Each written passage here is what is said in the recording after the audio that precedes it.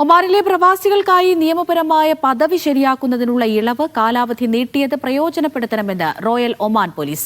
ഇളവുകൾ നേടാനും പിഴ കുടിശ്ശിക തീർക്കാനുമുള്ള അവസാന തീയതി 2025 ഡിസംബർ 31 വരെ മാത്രമാണെന്നും ആർഒപി ഓർമ്മിപ്പിച്ചു. ബന്ധപ്പെട്ട എല്ലാ വിദേശ പൗരന്മാരും തൊഴിലുടമകളും അന്തിമ ഗ്രേസ് പീരീഡ് പ്രയോജനപ്പെടുത്തണമെന്നും ആർഒപി അറിയിച്ചിട്ടുണ്ട്. വിസ കാലാവധി കഴിഞ്ഞിട്ടും വിസ ലേബർ കാർഡ് പുതുക്കാതെ ഒമാനിൽ കഴിയുന്നവർക്ക് വളരെ ആശ്വാസകരമാണ് നിയമം.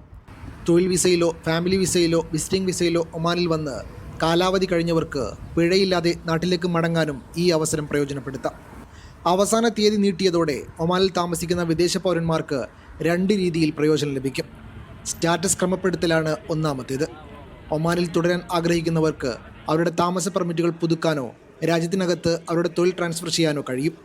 തൊഴിൽ മന്ത്രാലയം പരിശോധിച്ച ശേഷം ഈ വ്യക്തികളെ എൻട്രി, ജോലി സംബന്ധമായ റെസിഡൻസ് പെർമിറ്റുകളുടെ കാലഹരണപ്പെടലുമായി ബന്ധപ്പെട്ട എല്ലാ പിഴകളിൽ നിന്നും ഒഴിവാക്കും. പിഴ കൂടാതെ രാജ്യം വിടാനാകുന്നു എന്നതാണ് രണ്ടാമത്തെ പ്രയോജനം. ഒമാനിൽ നിന്ന് സ്ഥിരമായി മടങ്ങാൻ ഉദ്ദേശിക്കുന്ന വിദേശ പൗരന്മാരെ നോൺ വർക്ക് വിസ റദ്ദാക്കിയതിനെ തുടർന്നുണ്ടാകുന്ന പിഴകളിൽ നിന്ന് ഒഴിവാക്കും. എന്നാൽ ജോലി സംബന്ധമായ വിസ ഇതിൽപ്പെടില്ല. സമയപരിധി നീട്ടിയത് അവസാന അവസരമാണെന്നും നിയമപരമായ പദവി പരിഹരിക്കേണ്ടവർ ഉടനടി നടപടി സ്വീകരിക്കണമെന്നും ആർഒപി അറിയിച്ചിട്ടുണ്ട്. Media 1, Muscat.